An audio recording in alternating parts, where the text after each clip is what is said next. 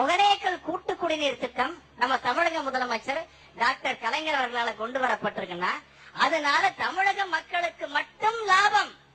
ஆனா கர்நாடகால இருக்கிறவனுக்கு எந்த விதமான நஷ்டம் கிடையாதுயா.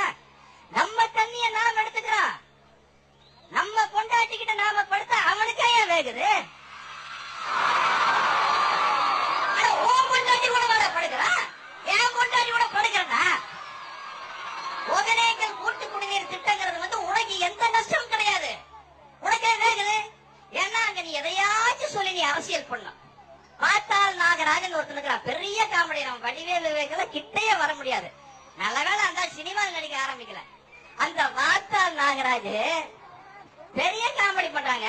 ஈரோடெல்லாம் வந்து கர்நாடகத்துக்கு சேரணுமாமா.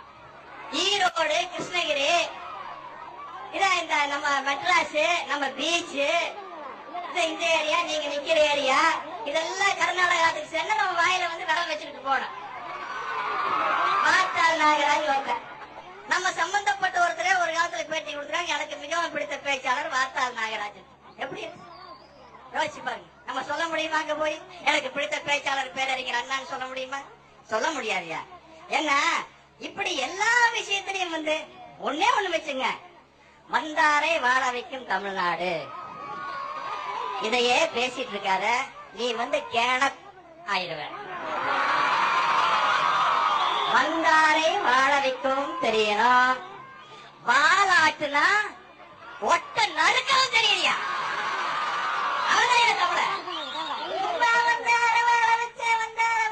நீ முடிஞ்சிட்டே இருந்தீங்கன்னா உன் மேல குதிரை ஏறிட்டே தான் இருப்பான். சில பேர் பேரை சொன்னா கைதட்டல் வாங்கலாம். யாருடைய பேரை சொன்னா நீங்க எல்லாம் கைதட்டுவீங்களோ அவங்க பேரை சொல்லி எல்லாம் கைதட்டல் வாங்கலாம். ஆனா அப்படி அவங்க பேரை சொல்லி கைதட்டல் வாங்கறதுக்கு பதிலா நான் நாக்க புடுங்கிட்டு சாவையா இங்க வந்தது வித்த காட்டுறதுக்கு இல்ல, வித்த காட்டுறதுக்கு இல்லையா. கர்நாடகால தமிழனை கன்னடத்துக்கார அடிக்கிறா, அதுக்கு கண்டனம் கொண்டு தெரிவிக்கிறதா வந்திருக்கோம். நடிகர் பேரை சொல்லி கைதட்டல் வாங்கிறதுக்காக இல்லையா? அதிகமா சம்பளம் வாங்குற நடிகர் பேரை சொன்னா அதிகமா கைதட்டுவேன், அதோட கொஞ்சம் கம்மியா சம்பளம் வாங்குற நடிகர் பேரை சொன்னா அதோட கம்மியா கைதட்டுவேன். அப்படி அவங்க பேரை சொல்லி கைதட்டல் வாங்குறத விட நாக்க புடுங்கிட்டு சாமாட்டாங்க தமிழ. பேச வேண்டிய விஷயத்தை தான் பேசுவேன், அதை நீ கவனிச்சா கவனி, கணிக்காட்டி போ.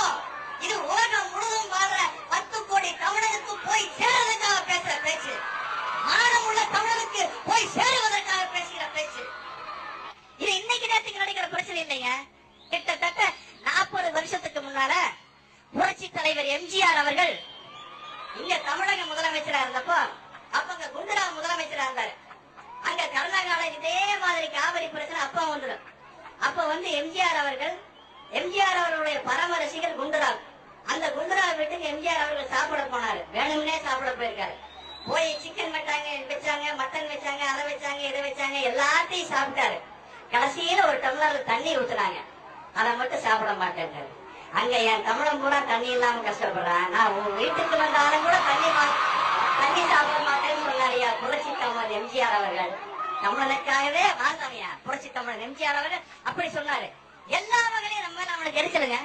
ஒண்ணு இல்ல, சாய்குமார் ஒரு நடிகர்,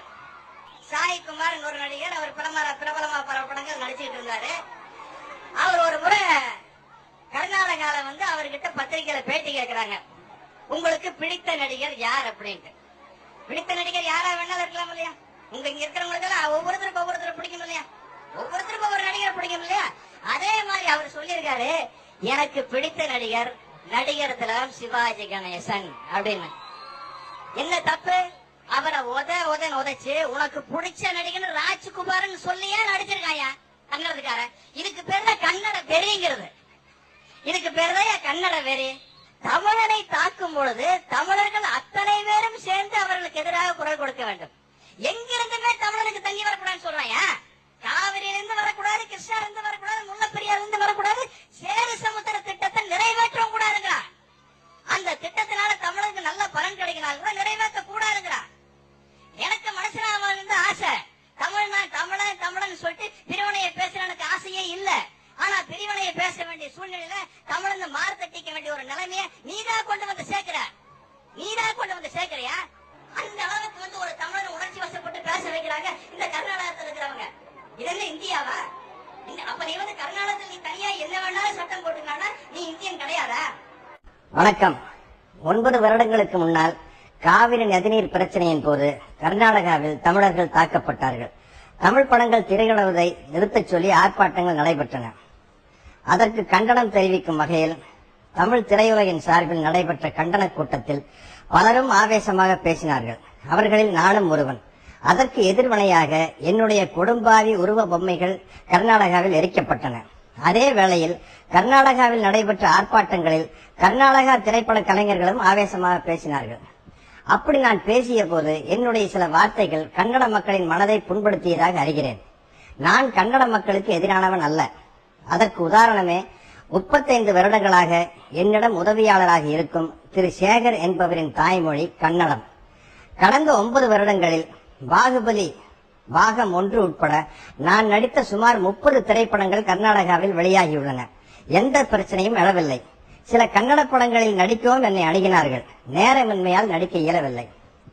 9 வருடங்களுக்கு முன்னால் நடந்த அந்த கண்டன கூட்டத்தில் நான் பேசிய அந்த வீடியோ பதிவை யூடியூபில் பார்த்ததாலும் நான் பேசிய சில வார்த்தைகளால் கன்னட மக்களின் மனம் புண்படுவதாக அவர்கள் கருதுவதாலும் அந்த சில வார்த்தைகளுக்காக 9 வருடங்களுக்கு பிறகு நான் கன்னட மக்களிடம் என் மனப்பூர்வமான வருத்தத்தை தெரிவித்துக் கொள்கிறேன்.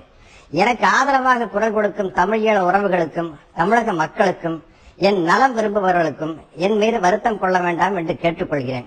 அவர்களுக்கு ஒரு சிறிய விளக்கம். பாகுபலி என்ற மிகப்பெரிய படத்தின் ஒரு மிகச்சிறிய தொழிலாளிதான் நான். என் ஒருவனுடைய செயலின் பொருட்டு சொற்களின் பொருட்டு பல ஆயிரம் பேர்களின் உழைப்பும் பணமும் விரயமாவதை நான் விரும்பவில்லை.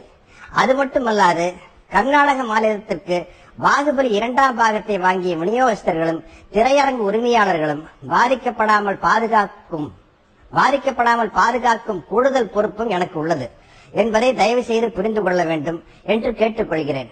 அது இன்றைய ட்விட்டரில் இயக்குனர் திரு ராஜமௌழி அவர்கள் கூறிய விளக்கத்தின் மூலம் இன்றைய ட்விட்டர் பதிவில் ராஜமௌழி அவர்கள் கூறிய விளக்கத்தின் மூலமாக தெளிவாக தெரியும். ஆனாலும் இனிவரும் காலங்களில் தமிழீழ மக்களின் பிரச்சனையாக இருந்தாலும் சரி, காவிரி நதிநீர் பிரச்சனையாக இருந்தாலும் சரி, விவசாயிகள் பிரச்சனையாக இருந்தாலும் சரி, தமிழக மக்களின் நலம் சார்ந்த அனைத்து நியாயமான பிரச்சனைகளுக்கும் தொடர்ந்து குரல் கொடுத்துக் கொண்டுதான் இருப்பேன் என்பதை தெள்ளத் தெளிவாக கூறிக்கொள்கிறேன். இப்படி நான் கூறுவதால் இந்த சத்யராஜை வைத்து படம் எடுத்தால் எதிர்காலத்தில் தொல்லைகள் வரும் என்று கருதும் தயாரிப்பாளர்கள் தயவு செய்து இந்த சாதாரண சின்ன நடிகனை தங்கள் படங்களில் ஒப்பந்தம் செய்ய வேண்டாம், என்னால் நஷ்டமடைய வேண்டாம் என்று மிகவும் தாழ்மையுடன் கேட்டுக்கொள்கிறேன். ஏனென்றால் ஒரு நடிகனாக இருப்பதை விட இறப்பதை விட எந்த விதமான மூட நம்பிக்கையும் இல்லாத ஒரு தமிழனாக இருப்பதும் இறப்பதும் தான் எனக்கு பெருமை, மகிழ்ச்சி. எனது மனப்பூர்வமான வருத்தத்தை ஏற்றுக்கொண்டு பாகுபலி படத்தின் 2ஆம் பாகத்தை வெளியிட ஒத்துழைக்குமாறு கன்னட மக்களை அன்புடன் கேட்டுக்கொள்கிறேன். என் உணர்வுகளை புரிந்து கொண்டு எனக்கு உறுதுணையாக நின்ற தமிழீழ மக்கள், தமிழின உணர்வாளர்கள், தென்னிந்திய திரைப்பட நடிகர் சங்கம், தமிழ் திரைப்பட தயாரிப்பாளர் சங்கம், தமிழ் திரைப்பட இயக்குநர்கள் சங்கம், தென்னிந்திய திரைப்பட தொழிலாளர்கள் சங்கம், என் நலம் விரும்பிகள் அனைவருக்கும் நான் எனது மனமார்ந்த நன்றியை தெரிவித்துக் கொள்கிறேன்.